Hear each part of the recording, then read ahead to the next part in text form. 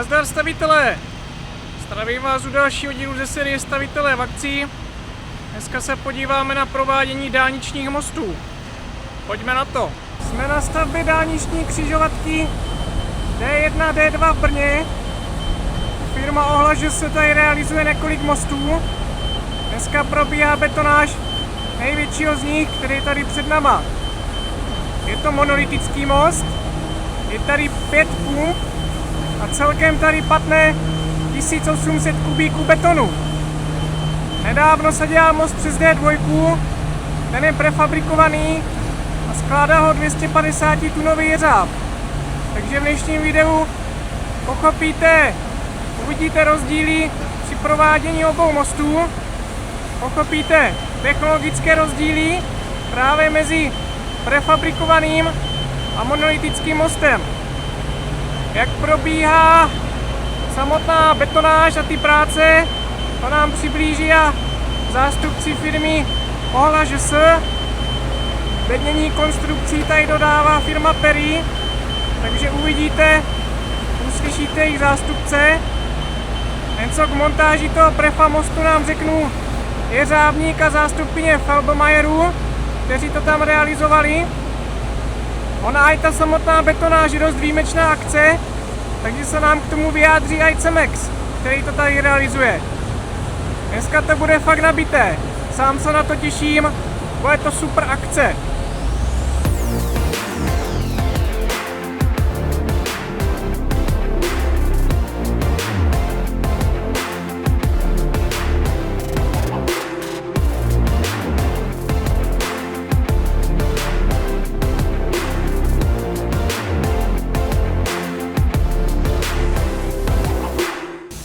Teďka na objektu 201, což je most přes řeku Svratku, kterou mám teďka přímo pod sebou. Je to železobetonový, monolitický, dodatečně předpjatý most s největším rozpětím právě tady přes řeku. Je to 44 metrů. Že je monolitický, to znamená, že je tady udělané bednění, to je to, co vidíme tady před sebou. Označované je to jako skruš a v tom bednění je vyvázaná výstuž. Jo, výstuž mám železářskou, což jsou klasické roxory, plus jsou tady, jde to nějak vidět, černé chráničky, v tom jsou umístěné předpínací lana.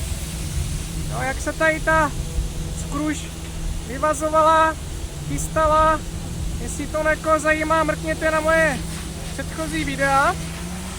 No a potom, co je to všecko vyvázané, připravené a uklízené, to uklízání, to probíhá ještě tady před náma, tak se to začne betonovat všecko zaráz. Jo, betonáž probíhá od dnešního rána, chlapi začali někdy v 6 hodin. No a bude to probíhat až do zítřejšího dopoledne, možná oběda. Podle toho, jak jim to půjde. No jako chystali se tady na to několik týdnů, možná bych řekl, že i měsíců. No jak to všechno probíhalo, co to obnášá, to si poslechneme právě teď. Dobrý den, moje jméno je Erika Pijáčková a ve firmě Ohla ŽS pracuji na pozici technolog. Moje práce na projektu začíná v momentě, kdy vlastně obdržím koncept realizační dokumentace stavby, s tím, že vlastně do toho konceptu máme možnost my jako technologové, po případě stavby vedoucí nebo vedoucí projektu nějakým způsobem zasahovat. Práce jako taková u mě začíná ve tvorbě toho technologického předpisu, potažmo kontrolního plánu vlastně zkoušek na tu betonáž. Tam vlastně v technologickém předpisu se popisuje jak už průběh betonáže, tak použitá mechanizace, samozřejmě i požadavky v oblasti BOZP. Řešíme průběžně s betonárkami nějaký ten samotný průběh betonáže. I pro ty betonárky je to obrovský kapacitní zásah, což znamená, že se to musí měsíce dopředu řešit. Řeší se předem termíny, řeší se předem počet čerpadel. Tady na té betonáži vlastně tedy postupujeme principem, že máme k dispozici 4 aktivní čerpadla na beton, s tím, že jedno čerpadlo na beton je záložní, kdyby se cokoliv kdykoliv přihodilo, tak aby jsme na místě měli vlastně náhradní čerpadlo, které je okamžitě schopné zastoupit to nefunkční. U této velkoobjemové betonáže náš předpoklad byl, že ta betonáž bude probíhat zhruba 24 až 28 hodin. V tuto chvíli my jsme kapacitně schopni uložit až 100 kubíků betonu za hodinu, což znamená, že jsme tento předpoklad stáhli na 18 hodin. S tím, že betonujeme s betonem pevnostní třídy C3545 vlivem prostředí XF2. Konzistenci necháváme na S4. S tímhle se pojí samozřejmě i zkoušky betonu na stavbě, kdy u čerstvého betonu my vlastně zkoumáme obsah vzduchu, zkoumáme samozřejmě i teplotu, objemovou hmotnost čerstvého betonu a také zkoušku sednutím nebo konzistenci betonu. Odebíráme vzorky na zkoušky z tvrdlého betonu, kdy v tady tomhle případě potom odebíráme 28denní pevnosti betonu v tlaku, dále odebíráme odolnost proti CHRL a taktéž odebíráme pevnosti vlastně v době předpínání nosné konstrukce. Tyto odběry čerstvého betonu, potažmo potom zkoušky na stvrdlém betonu, nám provádí akreditovaná zkušební laboratoř Qualiform, s tím, že i s touto laboratoří jsme měli zhruba měsíc před samotnou betonáží schůzku a jednání ohledně toho, kde udělat vlastně nějaká odběrná místa, aby jsme ty práce co nejvíce zefektivnili a nemuselo tady být za laboratoř třeba 10 dalších zaměstnanců, ale abychom to co nejvíce sjednotili. Jak bylo řečené, od rána je tady 5 pump. Tady vlevo, ta už je teda zbalená, to byla nějaká něco kolem 40. Tady přede mňu Volvo 56, takže dosah 56 metrů. Za ním stojí 47, to jsou obě mašiny z Cemexu. Vzadu stojí 56, taky 5nápravová obrovská pumpa. Na obsluhu nebo obsluhuje brněnská legenda, můj dlouholetý známý kolega Vysoký Jára. Zkusím ho pak přemluvit, aby nám k tomu něco řekl, jak se to obsluhuje a ovládá.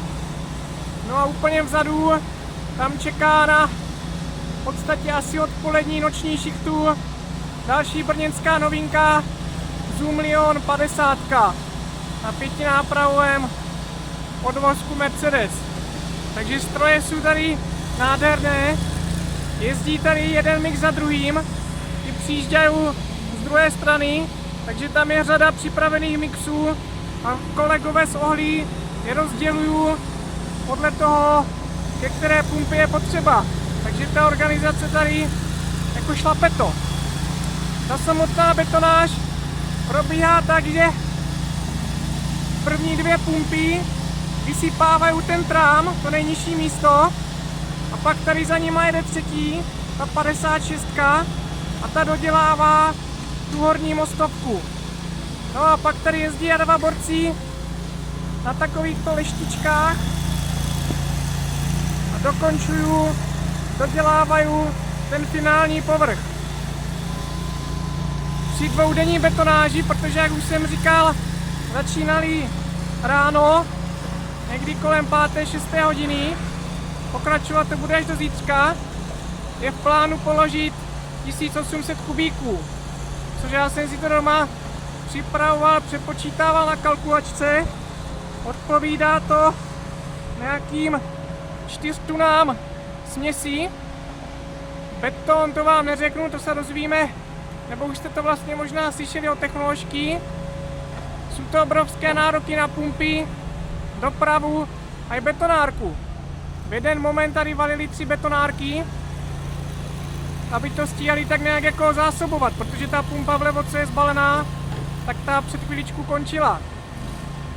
No a ještě jsem si tady poznamenal, jak jsem říkal, 4000 tun směsí, což odpovídá na vození zhruba 130 návěsů kamení na betonárku, nebo na ty 3 betonárky.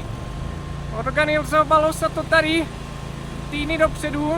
Máme teďka vlastně sváteční víkend, sváteční pondělí, takže kamiony mají zákaz jezdit, jo, takže se řeší nějaké povolenky a další takové komedie okolo. Když vezmu, že jezdí tady 4nápravové mixy, každý naloží zhruba 7 kubíků betonu, takže jsem za ty 2 dny nepřetržité betonáže přijede nějakých 250 aut. To jsou prostě extrémní čísla. Tady najíždějí ty mixy, jezdí sem fakt jeden za druhým, tady zrovna borci něco řeší a nahoře vidím tu 5 nápravu 56, tady je ta 47. Zajímavá byla je tady nějaká ta logistická organizace, aby to samozřejmě všechno tak nějak vycházelo, aby se to sem všechno vlezlo. Tady vlastně mix teďka stojí na cyklostezce, to se taky hodně řešilo v kuloárech, že 2 dny se nebude moct jezdit přes cyklostezku, obrovská hrůza. Ale vemte si, tady by to opravdu jinak udělat nešlo. Mrkneme na to ještě tady z boku. Jak jsem říkal, beton se leje do bednění, které drží podpůrná skruš.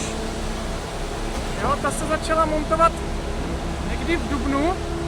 Já to tady průběžně dokumentuju, takže jestli to někoho zajímá, zase vás odkážu na moje předchozí videa. Tam jsme to s kolegama celkem poctivě zdokumentovali. Jo, tady máme tu 4nápravovou 47. Kucmajstra. No, bednění je rozdělené v podstatě na 3 základní části. Tady vidím tu 3radovou konstrukci přes řeku. Na břehoch je to taková, řekněme, skládačka. No a samotný ten tvar toho mostu dělají tady takové dřevěné, zbíjené prvky, nebo jak bych tomu řekl. Bednění, jak už bylo řečené, dodává firma Perry. Já jsem se tady v týdnu potkal s jejich zástupcem, ať nám k tomu taky něco řekne. Dobrý den, jmenuji se Martin Kocman a u firmy Perry pracuji jako manažer odbytu bednění a rád bych vás seznámil s produkty naší firmy, které jsou použity na stavbě v Brně. Přes řeku Svratku je použit systém KMT, který se skládá z řadových nosníků délky 4, 7 nebo 12 metrů. Příčinné a vodorovné služení sestavy KMT se provádí se systémovými díly Variokit. Pomocí těchto dílů se smontují vozníky KMT do tuhých celků. Na pevném podkladu jsou použity podpěrné věže Perry a Broset v navrhované svislé poloze a používají se jako podpěrné lešení pro přenos svislých a částečně i vodorovných sil. Věže jsou zavětrovány pomocí systémových diagonál. Jakékoliv výšky věže je možné plynule dosáhnout kombinací vertikálních a koncových sloupků různých délek.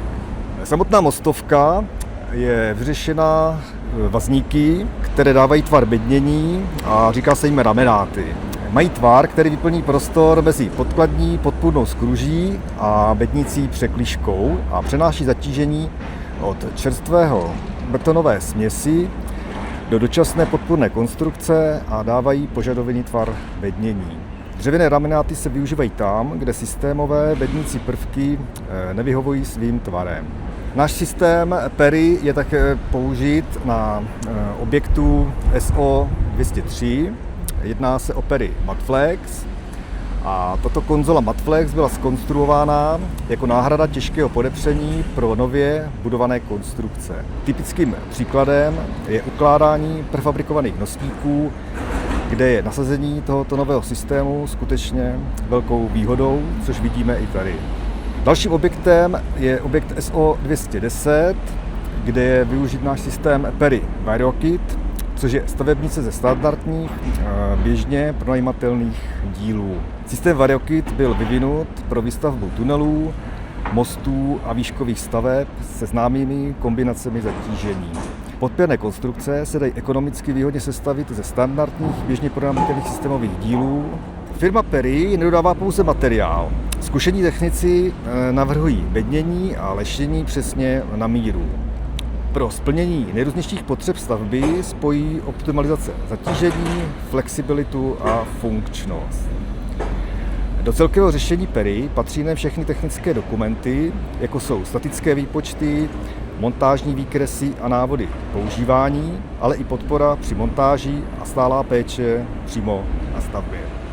Přesunuli jsme se na objekt 203, což je most přes dálnici D2, která je tady před náma. Tento most je technologicky úplně jiný. On je totiž částečně prefabrikovaný, což znamená, že je sestavený tady z těch nosníků, které byly vyrobené ve výrobně. Tady zrovna jeřáb jeden bere, jeho délka je 23 metrů, váha nějakých 34 tun plus minus. Na stavbě jsou osazované i kratší nosníky, které jsou tady, 17 metrů, 23 tun. Co znamená, že je most prefabrikovaný. Na stavbě byla udělána základová patka, jsou tady vybetonované jednotlivé pilíře. Napříč těch pilířů jsou vybetonované, částečně je to tam vidět, příčníky. No a mezi ty příčníky, mezi ty jednotlivé podpory vlastně, tady jeřáb ukládá ty prefoše. Je to Liebherr s nosností nějakých 250 tun. Mrkneme na to tady trošku blíž. Chlapi už se taky vydávají do akce. Jeřáb má napadené nějakých 88 tun proti závaží. Ptal jsem se kolegy jeřábníka, samotný ten jeřáb váží nějakých 60 tun. Ty nosníky tady dovážejí speciální soupravy ze společnosti Spro. Buď jsou to tady ty oplenovky, anebo teleskopické návěsy. O tom si víc řekneme za chvilku. Vlek už je samozřejmě prázdný, takže došlo ke spojení soupravy. Říkám, my si to přiblížíme za pár okamžiků. Teďka mrkneme na to osazování, protože to vám řeknu, kurňa, to je podívaná. Já jsem tady ten jeřáb už nedávno točil na jiné stavbě, konkrétně na Dornichu, takže koho to zajímá při kompletaci věžového jeřábu, tak na to mrkněte. Liebherr tam osazuje jeden nosník, okamžitě tady přijíždá souprava s dalším nosníkem, což je tady teleskopický návěs Fireman Wheel, 4nápravový, s řízenýma nápravama. Teleskopický znamená, že je roztahovací. Ten teleskop tahá tady to nádherné Volvo 540, 4nápravový tahač. No ale v hlavní roli je tady dneska ten Felber. Jak tady probíhá nějaké plánování prací, jak to vidí firma tady tu akci, to si poslechneme teďka od jejich zástupkyně. Dobrý den, moje jméno je Jitka Kadlečíková, jsem ze společnosti Felbermayr a působím ve společnosti jako development manager. My se tady teďka díváme na jeřáb Liebherr LTM, což je 250 tunový jeřáb s 88 tunovým závažím. Ty nosníky, které tady vlastně od pátku pokládáme, protože ta stavba je velmi časově náročná, není to prostě nic, že se něco vlastně za hodinu dokázalo jakoby složit. Za prvé je to stavba, která probíhá za prakticky plného provozu, takže musíte opravdu plánovat, jste v dennodenním kontaktu se stavbyvedoucím, musíte znát harmonogram, musíte znát požadavky stavby, takže to není věc, kterou můžete připravit za týden, ale je tam dlouhý proces. Můj kolega tady je přímo na stavbě a na jednáních s OHL byl asi 4krát, kdy se řešilo celá příprava ohledně uzavírek a příprava celého harmonogramu, jak budeme postupovat. Zajímavostí je na celé stavbě, že usazování nosníků probíhá i v noci, kdy vlastně v pátek od 20. hodiny proběhla uzavírka. Musíme vše dodržovat, je to D1, nemůžeme mít žádná zpoždění, protože ty sankce jsou opravdu velké. Takže my jsme velmi připravovali a myslím si, že to, co se tady děje, na to se všichni tady těšíme, protože je to opravdu něco, co Brno potřebuje a my jsme rádi, že se na tom můžeme taky spolu podílet a být součástí tohoto velkého nového příběhu Brna. Společnost Fibermile je rakouská společnost. V České republice máme hlavní sídlo tady v Brně, prakticky pár kilometrů jenom tady přímo od stavby na ulici Tovární. Potom máme pobočku v Praze, ale vlastně jsme schopni obsáhnout celé území České republiky. Specializujeme se na pronájem jeřábů, vysokozdvižných vozíků, pracovních plošin, ale také děláme přepravu a manipulaci nadrozměrných nákladů. Mrkneme na to i z vrchu, ne? Ať máte představu, jak probíhá to samotné uložení. Jak jsem říkal, jsou tady vynechané ve výstuží takové kapsy, kde bude pak osazení toho nosníku.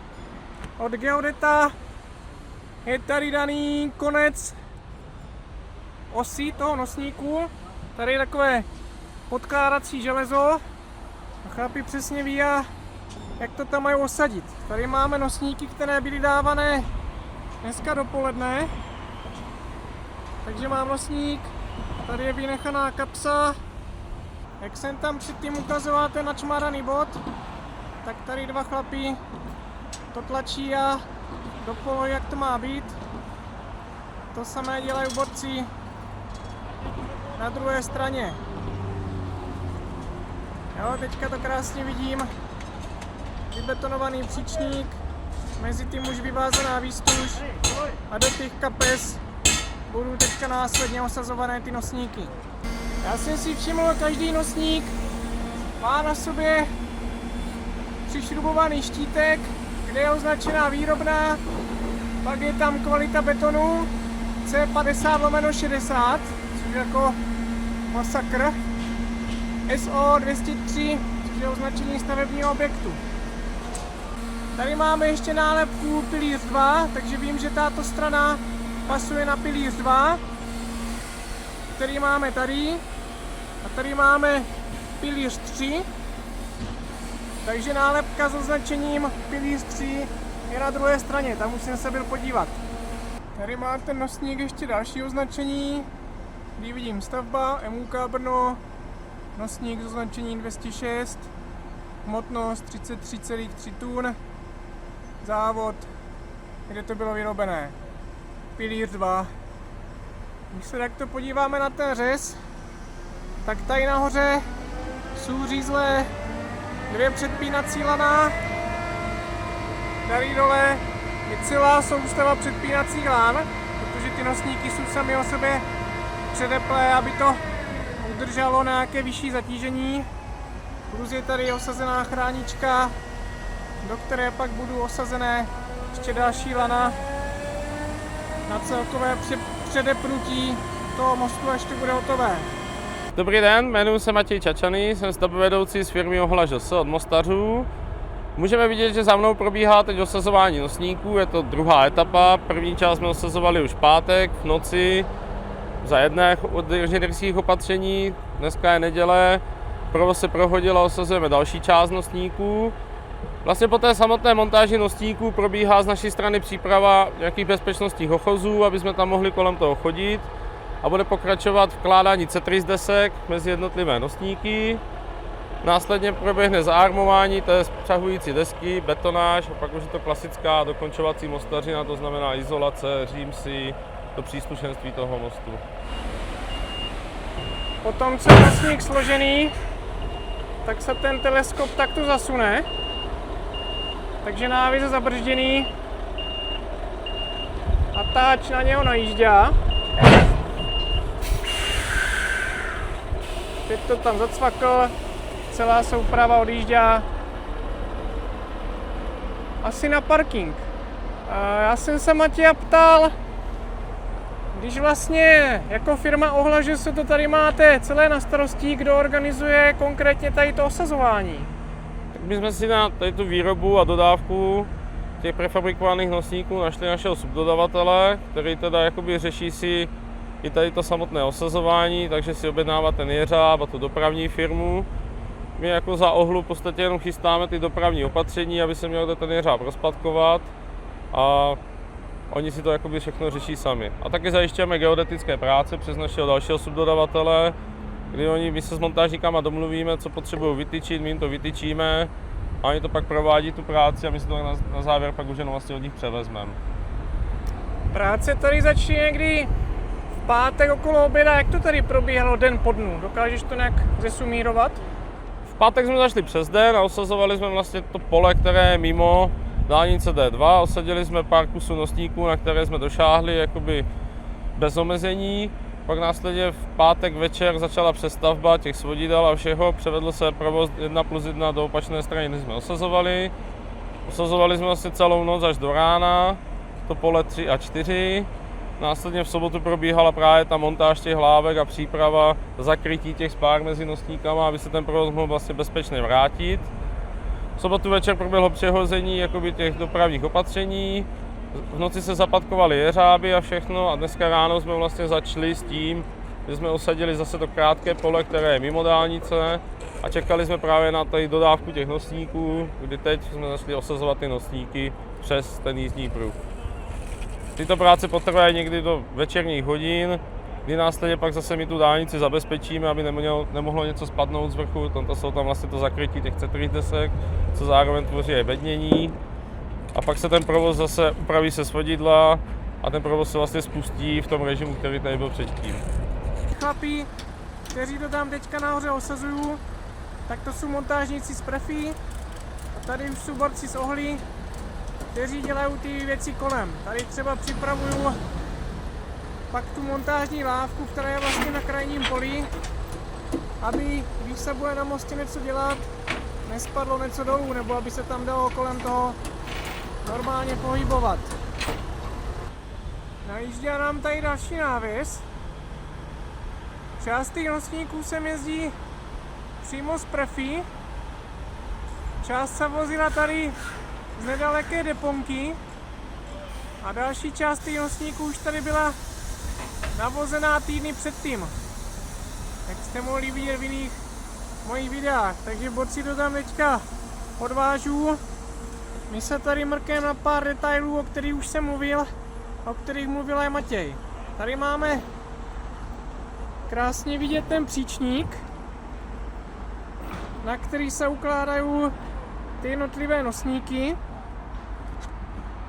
A tady nevidím, tam je vidět krásně ta chránička, do které pak budou navlékané ty předpínací lana, které předepnu celý ten most dohromady.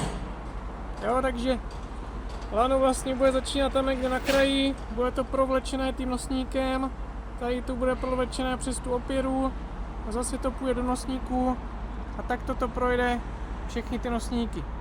Mluvil jsem o té montážní lavce, tak tu už tady mají chlapi nachystanou, tu už tady používají, protože pod náma vlastně probíhá normální nebo částečně omezený provoz na D2, tak aby tam dolů nic nespadlo, tak je to takto ošetřené a mrkneme nahoru a tady jde krásně vidět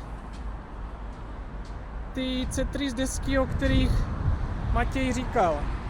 Jo, takže tady mám vlastně ten nosník, tady mám další, mezi ně se osadí tady ta deska, pak se tady nahoru vlastně vyváže výstuž té desky, všechno se to společně propojí betonem.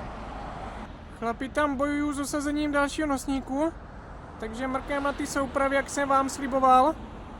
Tady už několikrát viděný teleskopický návěs, roztahovací řízený. Co znamená řízený? Ten návěs je schopný tady těma 4 nápravama zatáčet.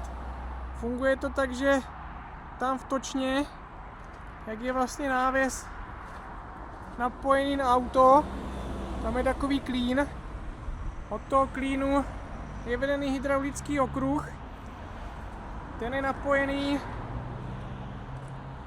tady na ten hydraulický válec, co tam vidíte. A když se natočí tahač, když zatáčá, tak automaticky přes tu hydrauliku to natočí ty nápravy. Samozřejmě ještě má řidič potom v kabině ovladač, takže si to může ovládat podle sebe. Jo, když potřebuje zatočit nějak víc, nebo když třeba cufá, nebo když si potřebuje nadjet, tak toto je ovládané z točny toho tahaču. Někteří mě totiž psali, dával jsem tady už video na Instagram a na YouTube do shortsů, tak se mě ptali, jak to funguje. No a druhý způsob je tady ten oplenový přívěs, značka Firemanville, jak ten návěs, tak ten přívěs. No a ten funguje úplně jinak, protože vidíte, že s tahačem, který to tahá vepředu, to není spojené vůbec nijak. Vlastně ten vlek za tím autem drží čistě hlavně ten náklad, plus tady je teda ještě ocelové lano, na kterém jsou přivěšené hadice, tam je vedená elektrika, vzduch a podobně.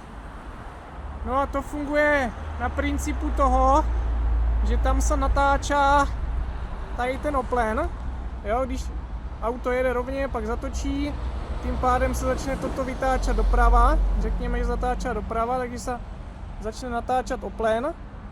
Tady jsou dva hydraulické válce, které jsou spojené přes okruh zase s válcama těchto dvou náprav. Jo, takže natočí se oplen, začnou se natáčet nápravy. A úplně stejně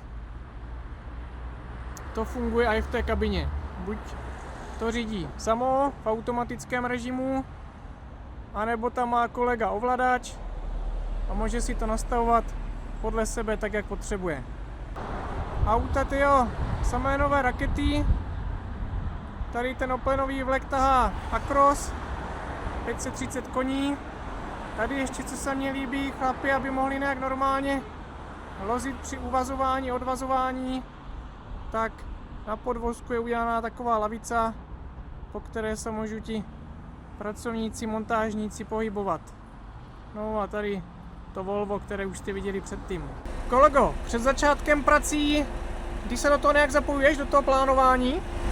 Taky většinou technik, který vlastně v průběhu vlastně realizace tak se sem staví a dívá se na místo, kde se můžeme zapatkovat a zaměřuje vlastně všechno a potom posléze mi řekne, že ať tam jedu se ještě podívat, jestli se vlezu, nebo jestli bych potřeboval něco upravit od stavby.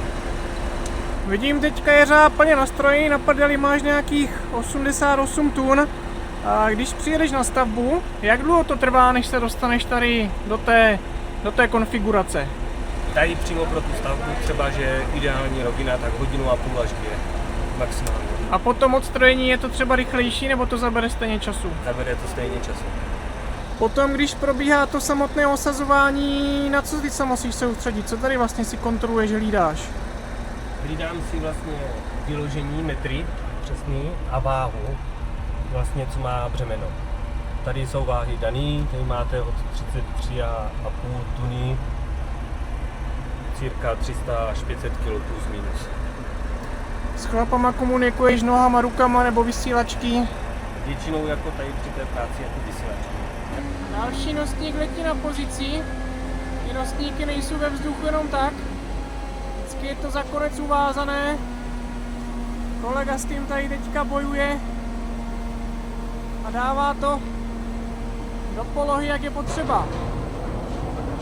Tady, jak už bylo řečené, je 250, což znamená jeřáb s maximální nosností 250 tun, což je nějaké 3 metry od otoče. Samozřejmě takto na nějaké vyložení, kolik to tady může být, 15-20 metrů, už to unese míň. Na každou tu akci za ten jeřáb celkem precizně a důkladně plánuje aby došel tam, kde má, aby tam uzdvihl, kolik je potřeba, aby měl samozřejmě kolem sebe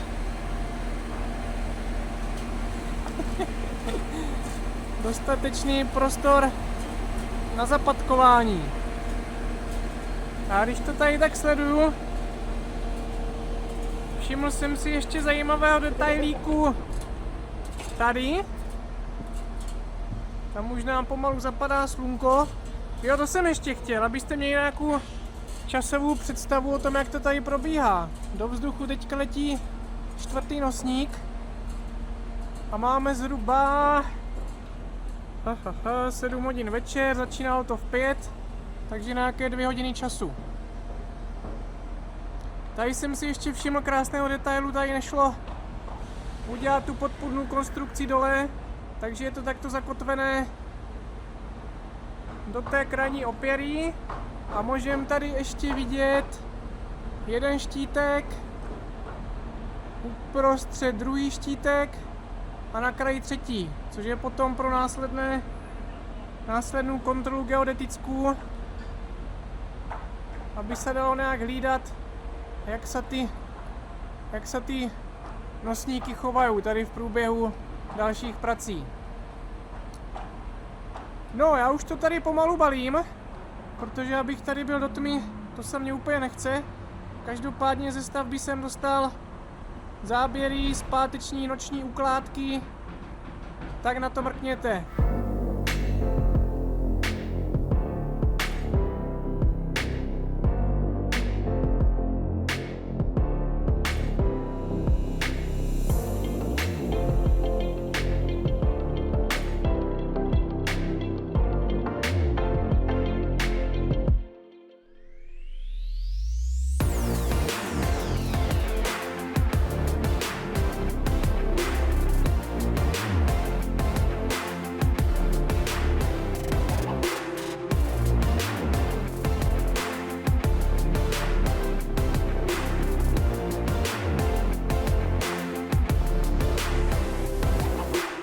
Bylo to uvázané řetazama, to už borci povolili.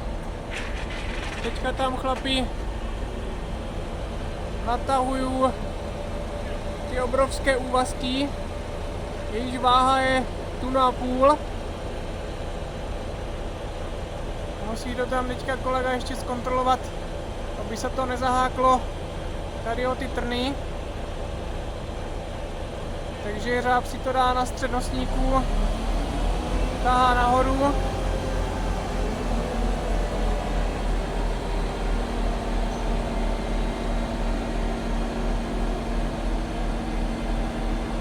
Tady už mají přivázané to lano, s kterým vlastně probíhá ta manipulace. Tady mají borci ještě takové vzpěry, aby se ten nosník vlastně nevyvalil do strany. Takže dole to drželi trámy, sevřené tím oplenem k sobě a do stran to drží tady ta vzpěra. Teď už to drží jeřáb, takže to chlapi mohli povolit.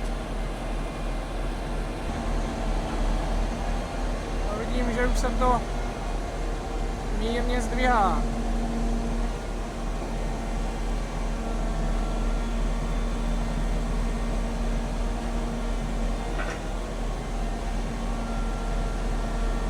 Chlapi tady motají to lano s tím vedením elektriky, vzduchu a dalších věcí. No a samozřejmě, když to jede po prázdnu, tak to není spojené s nákladem. Takže se to tady zapojuje klasicky do normální oje. Jo, takže tady mám oko čubu. Nic složitého pro zkušeného řidiče.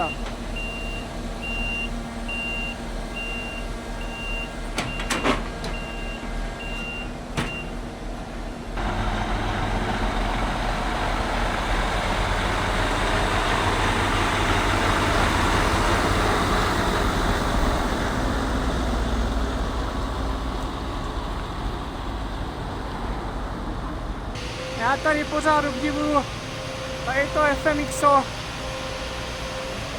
500, 5nápravové auto, jak už bylo řečené, Je na tom 56 pumpa, dosah 56 metrů, značka Cipa. Jezdí tady, jak už bylo řečeno, jeden z nich za druhým. Tu organizaci práce já teda obdivuju. Máme sváteční pondělí, betonáž byla plánovaná tady na ten svátkový víkend a i kvůli menší dopravě, takže to prostě musí valit. No, ty pumpy, to by se nemělo zastavit, musí to tady odsýpat. No, pojďme si poslechnout pohled Cemexu na tuto akci. Dobrý den, jmenuji se Milan Herman, jsem vedoucí betonárny Cemex Brně, koordinátor dodávek betonu pro MUK Brno-Jih D1, D2. Beton na stavbu MUK Brno-Jih, přezdívané Matka křižovatek, dodáváme z naší betonárny Cemex Brně. Vyrábíme ze širokou škálu konstrukčních betonů, vláknobetony, prozrušněné betony pro dopravní stavby i anhydridové a cementové potěry. Při betonáži mostní konstrukce je na betonárně nasazeno minimálně 10 autodomichávačů a zhruba každých 6 minut odjíždí na stavbu dalších 8 kubíků betonu. Takto objemově náročná betonáž je jednou z největších, které realizujeme a klade vysoké nároky na zásobování vstupními materiály. Na mostní konstrukci SO201 spotřebováváme přibližně 1400 tun našeho těženého písku ze Zaječí, 1600 tun hrubého drceného kameniva a 800 tun našeho cementu z Prachovic. Na výrobu mostní konstrukce je plánováno celkem 1850 kubíků betonu C3545 XF2. Takové množství by zaplnilo zhruba 3/4 olympijského plaveckého bazénu. S ohledem na délku mostní konstrukce využíváme 4 čerpadla, která během betonáže přesouváme tak, aby nedocházelo k prostojům při ukládání betonu. 2 hlavní čerpadla mají dosah ramene 56 metrů. Betonáž připravujeme více než měsíc dopředu. Důležité je správně nastavit umístění čerpadel a organizaci čerpání na stavbě tak, aby dodávky probíhaly plynule. 47 už tady valí, vedle ní 56. To jsou krovky, co? Dal se za kolegy rozpětí tady těch patek, teďka jak to má rozdále nějakých 12 metrů, tak si vemte, jak obrovský prostor na zapatkování ty 56 potřebuju. Ale zase, když vidím ten dosah, tak musí to být stabilní. Já jsem ještě nic neřekl konkrétně o té práci, jak to probíhá, takže si to teďka trošičku přiblížíme. Takže jsou tady 3 pumpy za raz. Asi si říkáte, že v tom bude nějaký systém, že to nevalí jenom tak, jak je napadne. Tady jedna, to je ta 47. Tady před náma je někde podpěra, místo, kde vlastně spodní stavba navazuje na tu mostovku, takže ten trám je tady nejtlustší. Jo, takže začíná se tady, kde toho betonu padne v uvozovkách nejvíc. Přesunem se trošku dál, kde už operuju ty druhé 2, tam jsou ty 56 u sebe. Já teda si musím kurně dávat pozor, tady po tom železe se chodí celkem úžasně. Tady vidím, že už jeden trám je vysypaný, druhý trám je taky vysypaný. A to tam právě přesypává, kde ho máme, toho jaru, tam ta 56. Přesunem se k tomu trošku blíž. Jo, super jak baletka, oši. Jo, takže tady vidím, že už to mám všechno dosypané. Tady mám tu mostovku. Tady je to takové v úvozovkách tenčí, pár desítek centimetrů, možná 20. No a tady vidíme, že jedna pumpa dosypává ten zbytek, jo, ten trám už tam má vysypaný. Vidím, že to sype, kolik to může být, 10-20 cm pod to železo. A tady hned vedle něho valí ta druhá. A ten už tam sype vrstvu vlastně na finální úroveň, bych tomu řekl. Jo, potom tam pak ještě jde žehlička, to je ta železná konstrukce, to hladítko, které to vlastně rovná na finální výšku. Plus je tady několik chlapů s vibrátorama, Většinou to mývají ženské, ale tady to mají chlapí. Tady je jeden. Hera se směje, tady je druhý. A za náma, tam vzadu ještě slyším, že vrčí třetí. Takže když to tak sledujete, tak ono je to dost jako náročné na tu výrobu.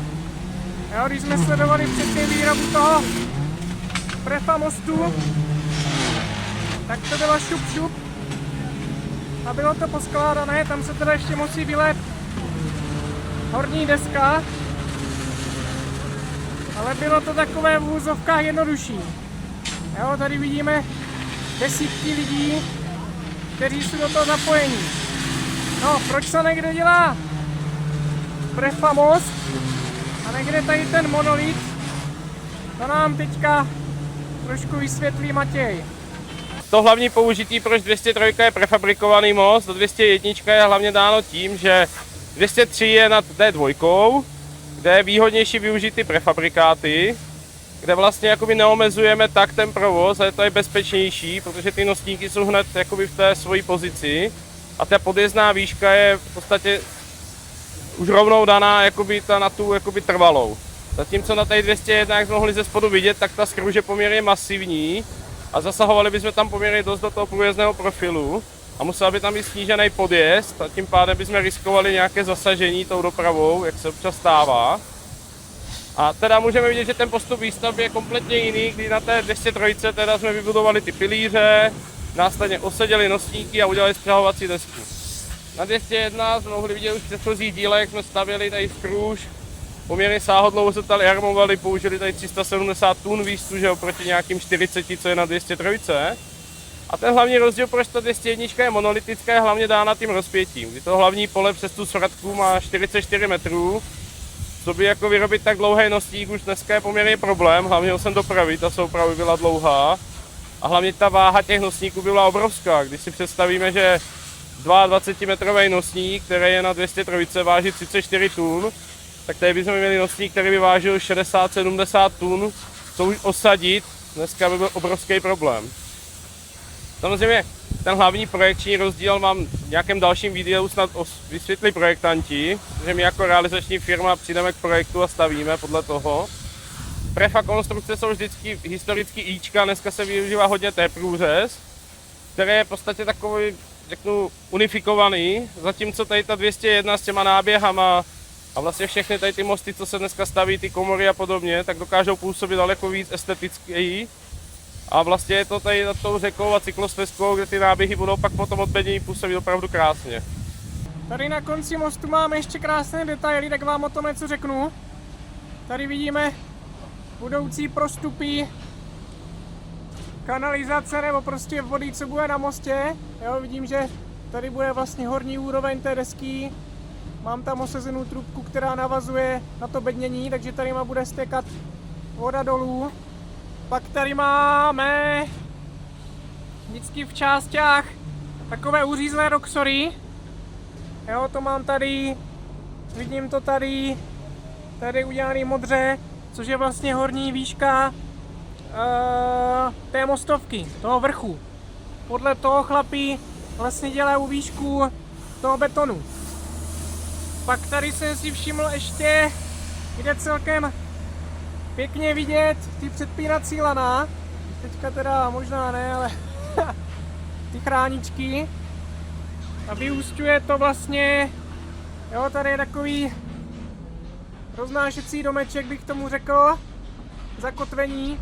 A tady mám ty jednotlivé lana, které se pak budou následně předpínat. Jo, takže předpínací výstuž a tady ta krásně vyvázaná betonářská. Skočíme se ještě podívat dopředu, kde jede ta žehlička, tam si řekneme víc o tom hlídání té výšky. Tady nám trčí ten roxor, který jsem vám ukazoval před chvilku. Tady je další. Na ty roxory se dává takovýto hliníkový profil. Vepředu mám naviják. Tady mě vede, nevím jestli to jde vidět, lanko. A to lanko drží tady tu. Jo, tam je uvázané za žehličku. Tam má kolega další navijáček.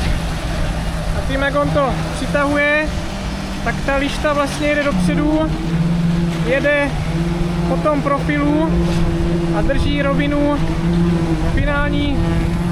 finální úroveň, vlastně vršek toho betonu. Jo, takže borci tady nechodí a zlaťují, když se dělá třeba deska, ale vidím tady jeden profil, druhý profil, třetí profil a po těch profiloch jede tady ta vibrační žehlička. Jo, teďka tady vlastně není vysypaná žádná vrstva, takže to chlapi mají odstavené a když se tady udělá zase nějaký pás, tak pak to zase udělá nějakou další úroveň. Profil se potom samozřejmě vytáhne a ještě kolega to tam růčo zažehlí normálním hladítkem. Tak se mě nakonec povedlo přemluvit. Máme tady Jaru. Já jsem tě uvedl jako brněnskou legendu. Kolik roků už děláš z pumpu? No, teď to bude nějakých 26 let, 27 let, no. A jak se dostal zrovna na takovou mašinu? Na čem začínal? Tatra 815 švínka, pak už přišel první Mercedes, 39. Takže postupně se to zvyšovalo až teďka k té 56. To jde s dobou, no. Vzadu jsem se ptal jeřábníka, jak dlouho ti zabere, když dneska ráno tady přijel, mezi tím se to tady nějak chystalo, prostě od toho, kdy přijedeš na stavbu a začínáš pumpovat. Je to hodina, je to 2 hodiny? Když je optimální stav, všechno je nachystaný, tak půl hodina, 40 minut a mašina je nachystaná, tady ta velká. Menší mašiny jsou nachystané dřív, za 4 hodiny, za 20 minut. Ta samotná pumpa, tam se musí dát nějaký rozjížďák nebo něco, nebo jak se to řeší? Ano, no buď se to řeší potěrem, jemným betonem, že se to najede, anebo se tam dává chemia, voda a udělá se takový sliz, aby to v těch trubkách klouzalo. Takže sliz se vysypá někde na zem s tím potěrem a pak teprve najížďá. Až jde beton, tak to se pustí pak do vlastní konstrukce. Jara má tady na pasu připlé takové ovládání. Na co si tak musíš dávat pozor při té práci? Co si tak hlídáš? No hlavně, abych nepraštil hadicou, no abych byl tam, kde mám být, no a postupně se snažit číst jejich myšlenky a najíždět tam, kde si myslím, že je to optimální. Na jaké tlaky a podobně v hadicách si hlídáš, nebo prostě... To ani ne, to jede samo, dokud to teče, tak se to nehlídá, až to přestane týct, tak se to začne řešit. Kdyby to bylo, řekněme, nějak přetížené na jednu stranu, napíšti do tady hlášku, že se to začíná převracet? Jak se to pohne o půl stupně, tak mašina hlásí, že něco není v pořádku, tak se musí zkontrolovat zapadkování a pohlídat to. No, tady máme to, o čem jsem mluvil, jak přitahuje tu lištu. Tady to má zakotvené do výstíže. Vidím, že přes vrátek sami slyšíte ten rachot, nebo nevím, jestli já teďka slyšíte. To je masakr tady ty 3 pumpy. No, já jsem se přesunul tady schválně bokem, abych vám osvětlil jednu věc. My tady furt mluvíme o předpjatném mostu. Co to vlastně je? Řeknu tady takový příklad, jo? Toto je, si představme jako to nejdelší pole, těch 44 metrů. Tady mám jednu podporu, tady mám druhou podporu. Když na to působí zatížení, jo, zatlačím na to, ono to samozřejmě nejde moc poznat, že? Ale ten most má tendenci se tak jak kdyby prohnout, jo? Protože ten beton sám o sobě nedokáže přenést tahové napětí. Když je tam nějaké zatížení, tak na vrchu vzniká tlak, to beton zvládá perfektně, ale dole vzniká tah, jo, tahové napětí. Proto se do něho dává ta betonářská výstuž, která toto napětí přenese. To máme ty klasické železné roxory, co jste tam viděli. Jo, to je, dá se říct, standard v konstrukcích namáhaných tahem. Když je to rozpětí nebo zatížení větší, což tady bude samozřejmě obrovské, tak se most předpíná. Tady v tomto případě dodatečně. V konstrukci jsou osazené předpínací lana a potom, co je most vytvrdlý, několik týdnů po dnešní betonáži, tak se ty lana napnou. V tom betonu potom vznikne předpětí a ty lana ho jak kdyby smršťují. Takže bylo řečené, že v tom polí jsou ty lana uspořádané nahoře, teda kecám dole, jo, takže tady mě ty lana tak vedu při spodní části samozřejmě v tom průřezu a tím, že já to předepnu, já to tak jak kdyby smrštím a ten nosník se v úvozovkách tak prohne nahoru. Jo, on se samozřejmě neprohne, to je čistě teoretické, ale je tím zamezené vzniku tahových napětí. Takže v celé konstrukci je tlak a to má ten beton rád. Snad jsem to vysvětlil nějak pochopitelně, něco si ze školy snad ještě pamatuju. Asi už jste si všimli, že celý ten levý břeh už je vyklízený.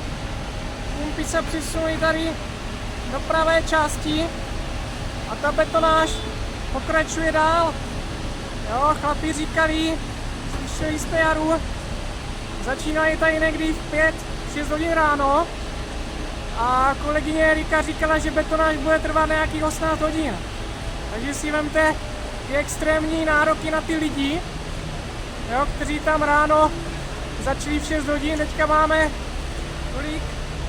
6 hodin odpoledne nebo na večer, oni tam furt valí a samozřejmě občas si odpočinu, občas se tam prostřídají, ale aj tak jako já osobně bych to asi nezvládl. Nechápu, jak to zvládají ti borci, protože je to náročná prácička. Ono to tady bude pokračovat samozřejmě i v noci. Možná jste si nahoře všimli, už je to tam všecko připravené. Jsou tam nachystané halogenové světla a borci tady pojedou v podstatě non-stop až do rána.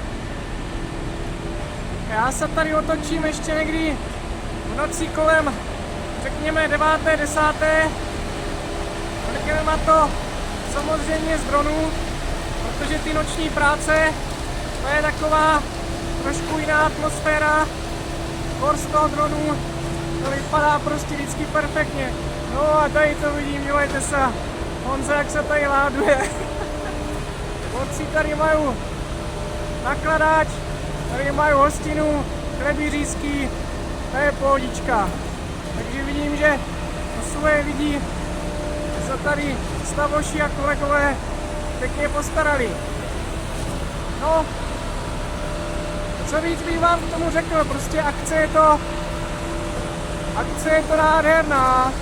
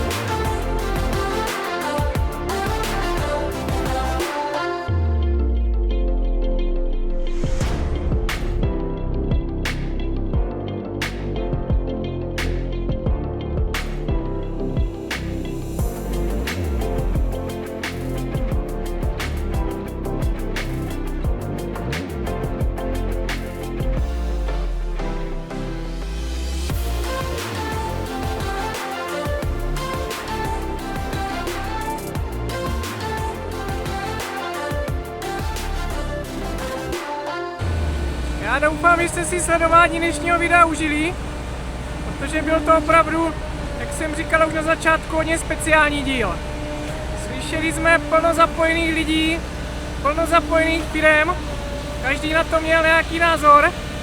Jestli vás něco zajímá, hoďte to dolů pod video, jestli se vám to líbilo, hoďte tam like, sdílejte, ať se to dostane i mezi další stavitele. Já jsem rád, že se to fakt takto povedlo, protože tady to video jsem plánoval, dá se říct, několik týdnů. Bylo to hodně hodně náročné natáčení to nějak zorganizovat, domluvit všechny ty lidi, ale povedlo se to za mě hodně perfektně. Takže vy se za tím mějte, ať to fičí z pohraničí.